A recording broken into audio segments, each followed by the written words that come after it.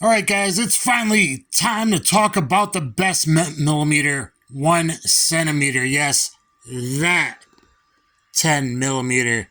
All right, guys. So, anyway, I'm a ballistics nerd. We'll be giving you real FBI data that nobody else has on 10 millimeter testing. And I'll give you other data since then from manufacturers and other sources on some of the newer 10 millimeter loads. I'm that guy there, combatant street jiu-jitsu, self-defense expert on BJJ Fanatics. I highly suggest you go pick that up and learn from all my real-world experience. That 10 millimeter. Made famous, of course, in Miami Vice with the Bren 10. It also happens to be pretty good on the xenomorphs. So, guys, 10 millimeter was kind of invented in the early 80s. You got some engineers, you got Cooper, you got Norma. They kind of collaborate together. I actually did have a pretty nice conversation with Bill Paxton once, but it was about the excellent vampire movie No One's Seen, Near Dark. Worked pretty good in the M41A1 pulse rifle. Yes, it was 10 millimeter, though, with a slightly longer case. Oh, wait, it was caseless. But yeah, 10 millimeter does pretty darn good. Oh, let me show you this hidden video I got of me shooting the MP540. I know it's not the MP510. It's not the MP10, according to Tom Clancy. But it's pretty dang close. Oh, now I really do have a machine. And Die Hard is a Christmas movie.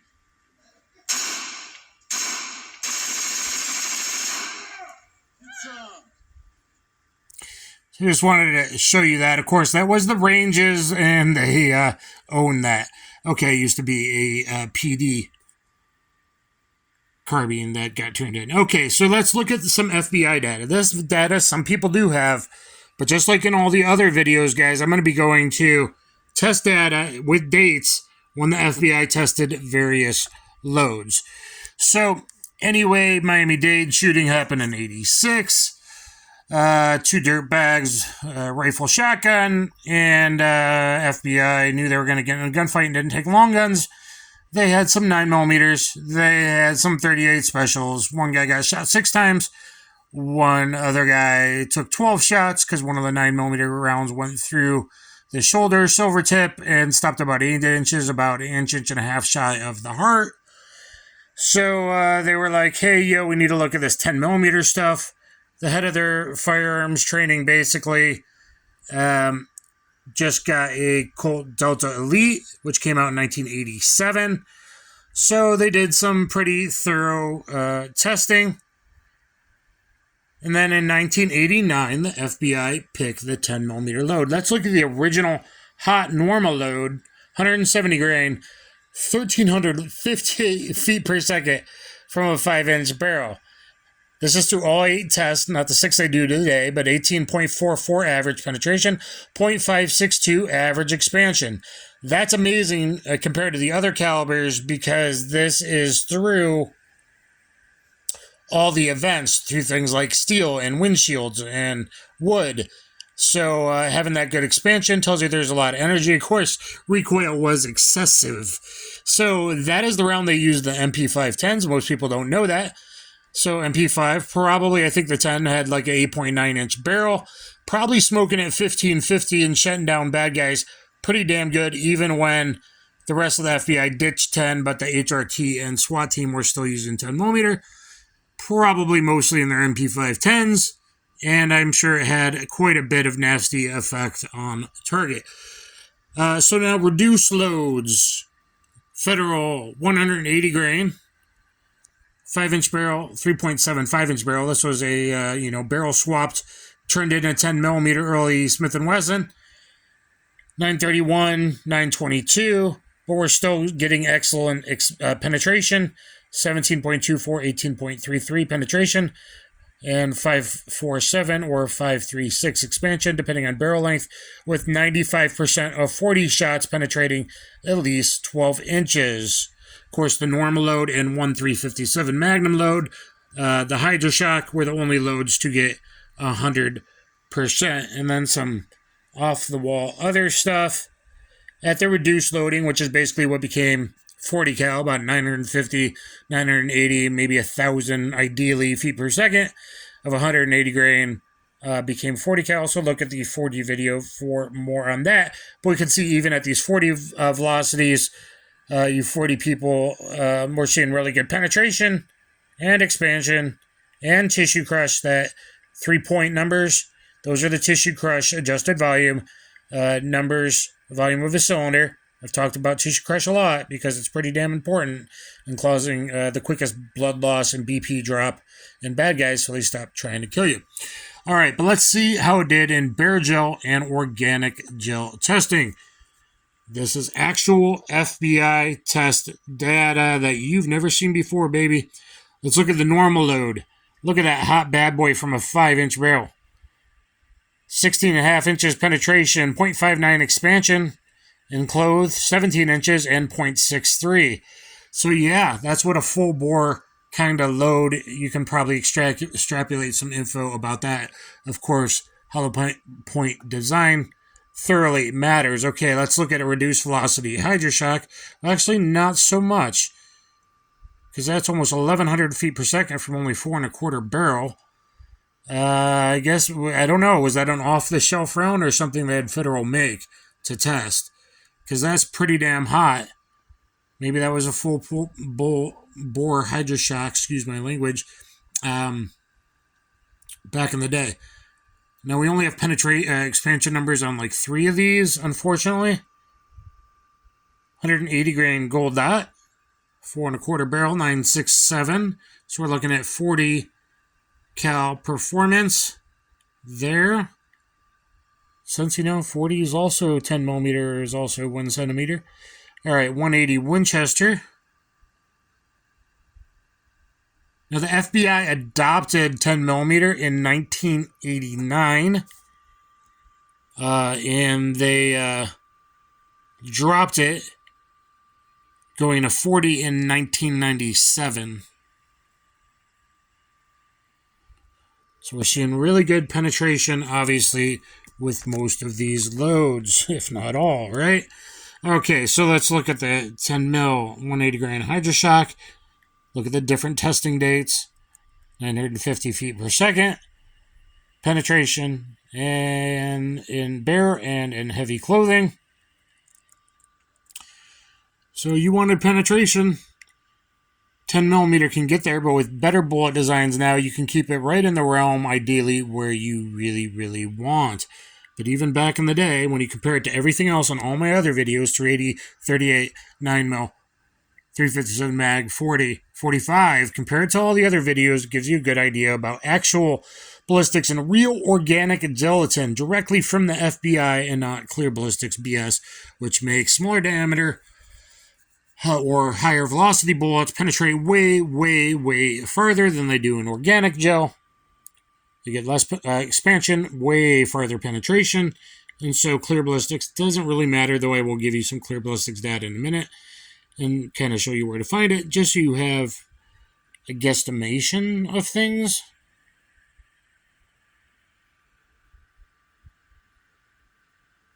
Ooh, black tail ends, oh my god, they're so super deadly.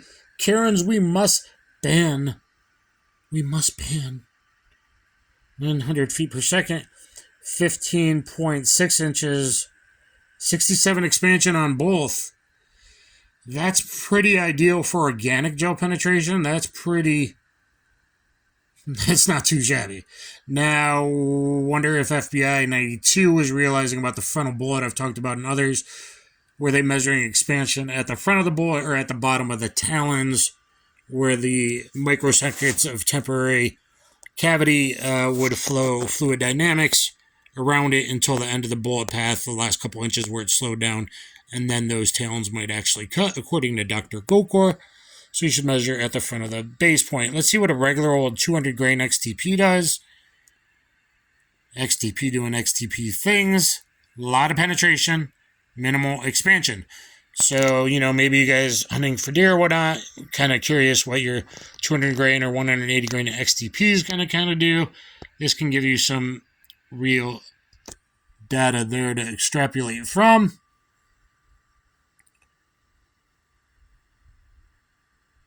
Just in case I missed anything. Give you a scroll back up. And yeah, that normal round from MP510s will probably, I don't know, probably 1550 feet per second, maybe from a 8.9 inch barrel. A little over 1500. So you're going to get less penetration, but more expansion on frag. So it was probably doing 13 inches of penetration with a tremendous amount of room based on the amount of frag adding to the actual permanent wound cavity, and a lot of shock and awe to the system, since it seems to me if you get over 1300 feet per second, or you get over, this is just me speaking here, or 500 muzzle energy, it seems like bad guys tend to recognize they've been shot and have a higher fibs factor if I've been shot. All right, what about higher tech? Let's go to critical duty. We're looking at 175 grain critical duty. Bare gel, 13.25, 0.66 expansion. Heavy clothing, 14.5, 0.63. 14.5, 0.63. There's 40 rounds that can do better than that, but certainly that's not horrible. And good heavy clothing penetration, good steel penetration there. So the steel and the heavy clothing, if you want good penetration but still good expansion, critical duty's not bad. Let's look at Andrew testing the 200 grain HST.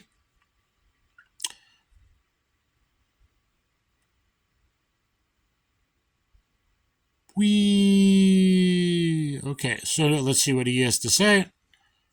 So here are the bullets from the bare gel.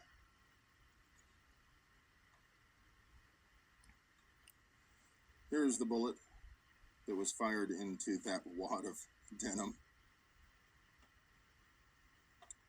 And here are the bullets from the 4 layers of denim. Andrew, I hope you don't mind me giving people this data on the best millimeter, the centimeter, that I can't afford. I wish I could. It's a great round. I have not very close. I don't know if it shows up very well on gotten into it yet, but a lot of penetration, a lot of expansion, meaning a lot of tissue crush and kind of no failures, even if it is a side lateral thoracic shot, even if it had to go through an arm first. So there are reasons that, you know, you might want a 10 mil, especially if you have to worry about two-legged and four-legged defense. I'm going to show you a quick one on Underwood Gold Dot. What about the boutique rounds from Underwood Buffalo Bore Double Tap? Any Underwood with 165 or 180 I've seen, whether it's an XTP or a Gold Dot, a heavier bullet that's not really going to frag, driven at those high pressures, overdriven hollow points that can kind of handle it, like an XTP or a Gold Dot. Yeah, for either, you know, two-legged or four-legged defense, either one's going to do probably pretty good, unless you need higher for lions, tigers, bears, and moose, crocodiles. Oh my. He uses real calibrated organic gel. He brings it out in a cooler. He does calibrate it and keep the temperature pretty good. Ooh, it was only a 4-layer t-shirt. That's my only problem. I wish he used denim, but yeah, I'm going to say that full bore Underwood isn't going to suck. Isn't going to suck if you can handle the recoil and be accurate and have decent split times, which most people can't. So, you know, moderate 10mm AK-40 is probably better. You get great hollow point expansion, whatever. But if you need something more because you're in the Northwest and you got to worry about animals, whatnot, of course. Okay, I usually don't like clear ballistics for the many reasons I've given in other videos. But so you guys know, Lucky Gunner did do from a 4.6-inch barreled Glock 20. Did test a bunch of rounds. I would say the Vortex is under-penetrating in real world or real organic gel. I would say that HydroShock is going to kick ass. So you're probably getting a little 12.5 and probably more like 66, 68. You can go back to the FBI data. Whip is stupid. XTPs, 155. Wouldn't use that if I was also worried about animal defense, but for bipeds, I'm going to say that's probably all right. Looks like the critical duty. So we saw 6 inches less penetration just like I've talked about in many 9mm examples I've given. Heavy clothing 14.5. And here in Lucky Gunner, we are showing... Here in Lucky Gunner, we are showing 20.5. So 6 inches more penetration in clear ballistics, heavy clothing, versus heavy clothing, organic, from the manufacturer. 6 inches farther penetration on this critical duty load. So you always have to attract quite a bit of penetration and add a little bit of expansion if you're only looking at clear ballistics data. So hopefully that made my point. Hornady XTP. Now, if like Gun Sam, you put a medium density fiberboard 2 or 3 inches into the clear ballistics, you get fairly close when you make a ratio between the expansion and the penetration numbers, and you look at total volume of a cylinder tissue crush. When you compare tissue crush numbers, then that matters because you can actually compare loads to each other. But other people don't even understand tissue crush and why there's a huge difference between diameter expansion going through the body. And what that is that, oh, my eyeball, oh, the person in the ER, he can't tell, oh, the nurse who's not trained in ballistics can't tell the difference between a 5.5 expansion and a 6.8 expansion and a 0.78 expansion. And it's not that much of a difference to a little hole through a big fat-ass body, a 9mm hole like the pinky, 45 hole like the thumb, and going through the body. Well, it doesn't look that different, right, in the tiny little bit compared to the huge, huge body. Put your pinky and your thumb up to your body. But it's squared, it's radius squared, volume of a cylinder through the entire wound path.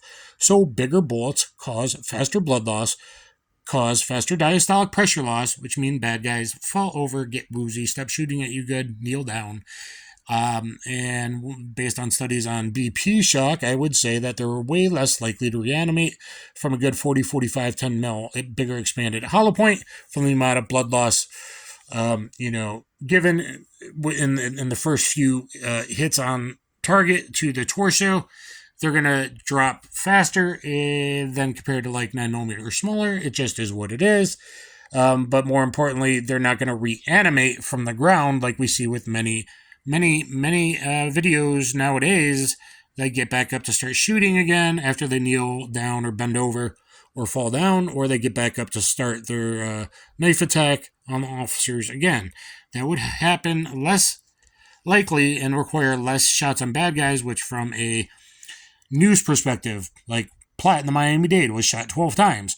If someone shot 12 to 18 times, if it's double digit, don't they use that on the news to make you and the department and everybody look bad? What if you only had to shoot them 4 to 8, 9 times from a pistol, even though all pistols suck and they don't matter the difference? Well, the difference does matter as far as how quickly they could recover from BP shock, in my opinion, based on total volume of blood loss. It's, just basic anatomy and physiology. Okay, ammo to go also did from the shorter Glock 29 3.78-inch barrel. Before I forget, that Underwood load 165... Alaskan Ballistics, I think, has tested it, and he's hitting almost 1,300 feet per second from a little Glock 29. So you're getting everything. You're getting diameter, expansion, penetration, energy, and feet per second. Something to think about with if you could handle the recoil, which most people can't, to have good split times. At least, dark pin pass with heavy calibers on Gabe White standards. Something to that effect. Can you keep all A zones in a bill drill? I can with 40, 357. Sometimes I'm all 6. Sometimes I'm 5 out of 6 A zone. That kind of thing. And I haven't really shot enough to know me in my life. But do push-ups and learn how to grip and have good recoil control. So here, are you getting good penetration expansion? Again, this is clear ballistics. So sometimes bullets that would actually expand in organic, the FBI data, the real stuff, bullets that would fully expand in organic don't necessarily always fully expand or expand at all in clear ballistics. So keep that in mind. So there is the data on the best millimeter, the 1 centimeter. Get your pulse rifles ready. I don't know if any of you got a Bren 10. Let me know. Please comment subscribe. Please always comment, help me out, and look at all the other videos of my own ballistics tests. Thank you.